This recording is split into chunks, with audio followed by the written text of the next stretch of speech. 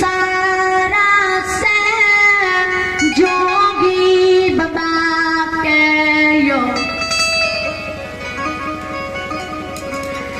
खगा हजारी द्वार के रास्ता बता के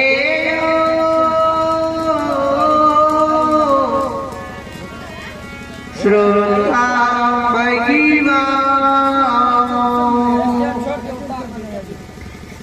जोगी बाबा के कही है हो कारू बाबा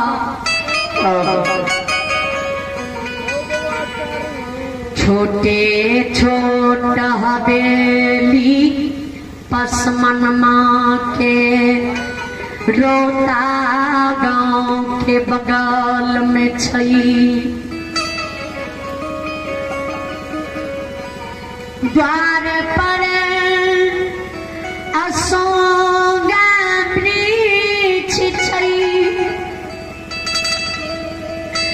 चारों बगल से रंग बिरंग की फुलवारी लगलिए माझे दरवाजा पर सुगर के खोहारी नामी नामी कर चीर के खगा द्वार पलारली।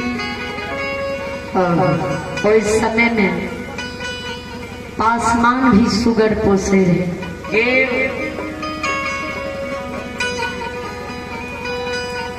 वही से पाचन जी हो जी खगा हजारी की द्वार छी।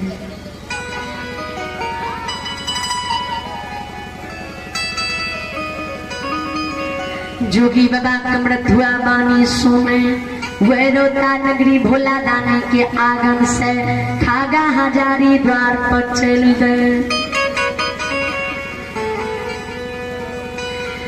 बाबा हो छालिए हो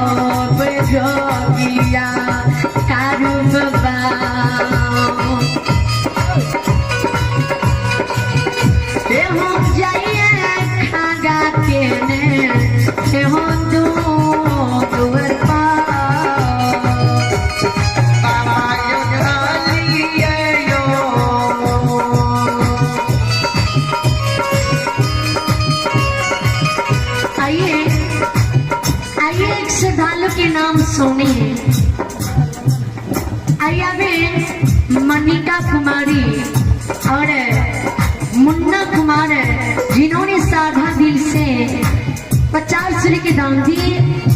श्रद्धालु के भगवान लंबी उम्र दे बल बुद्धि की विद्या की बता दी। परमात्मा सादा सी रखे।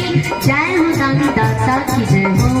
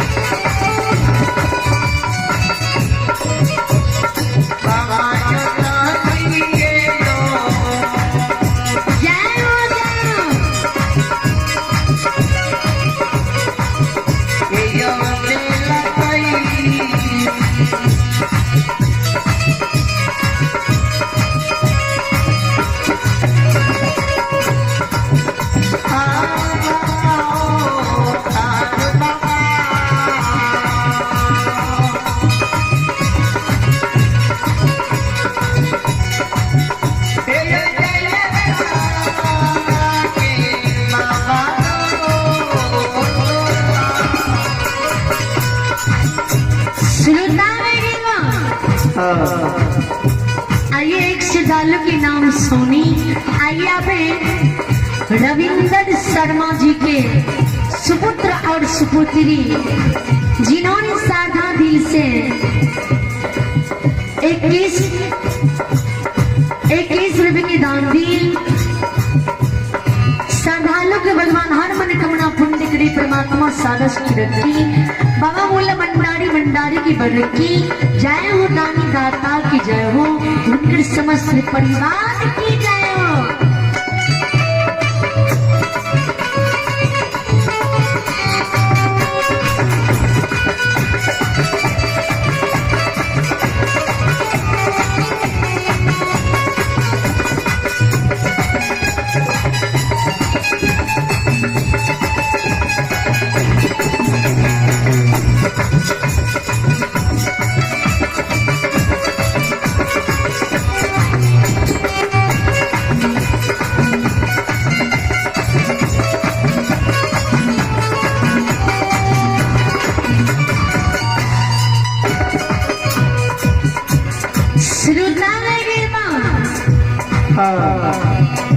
जोगी बाबा जी खगा द्वार पर चल दे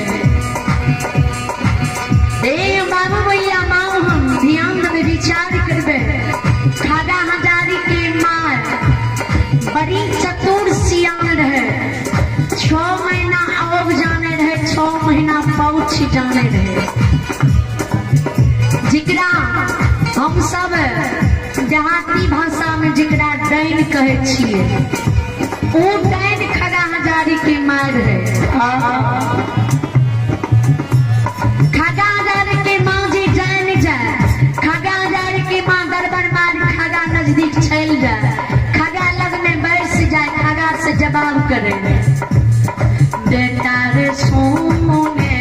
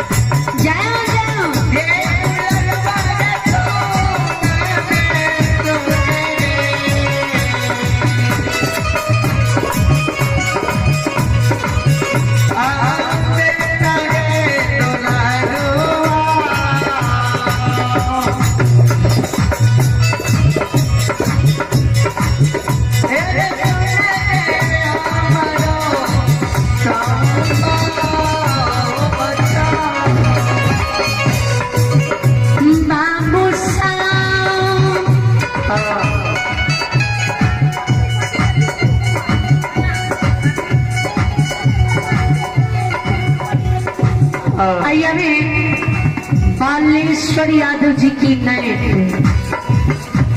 किंकू कुमार जिन्होंने साधा दिल से 51 रुपए की दान दिए। श्रद्धालु को भगवान लंबी उम्र दी, बल बुद्धि विद्या की भंडार दी। जय हो दानी दाता की जय हो, उनकर समस्त परिवार की जय हो।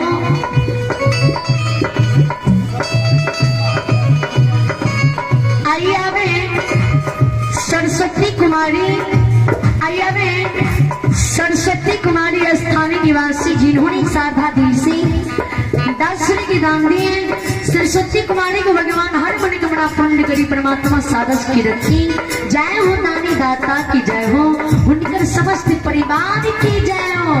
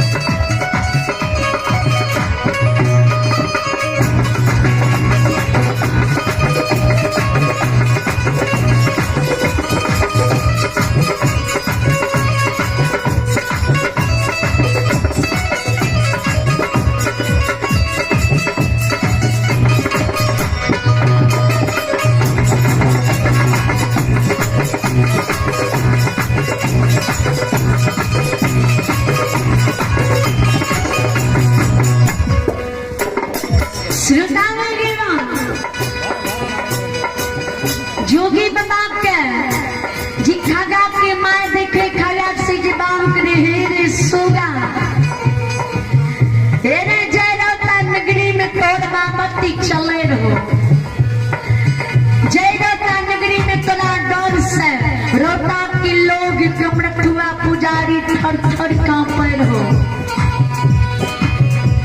बिना तला आज्ञा के नहीं मंदिर घर में पूजा करे हो, नहीं तला के मुंह पर बोले हो।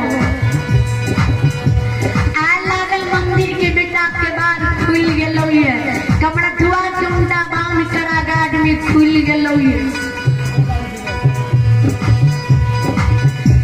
माँ बानी जी खगा हजारी सुने खगा हजारी के तरवा के लहर मगोज समा जाए, गुस्सार से शरीर की खून खोले, तामस से दोनों आंख लाल पियर हुए।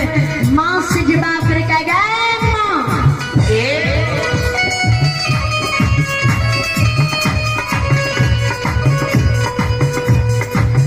क्या करा यही रौता में प्राण के मोह नहीं रहल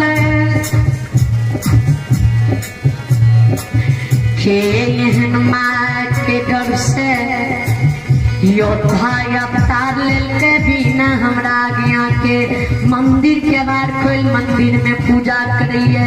आवे पुजारी करोता में जी मैयोगे जी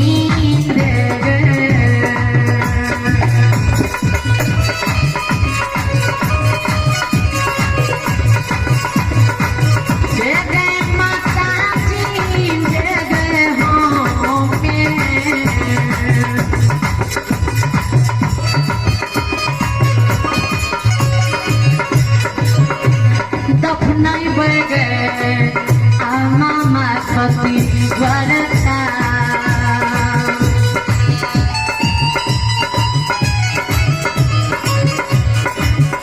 एक दफने जब जानी मैंने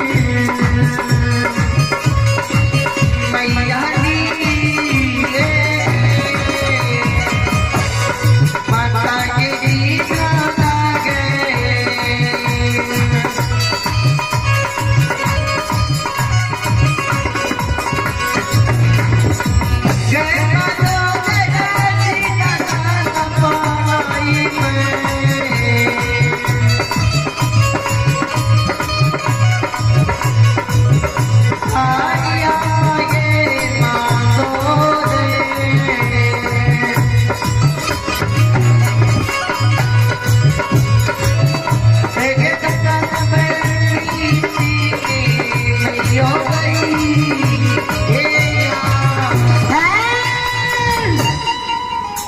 माँ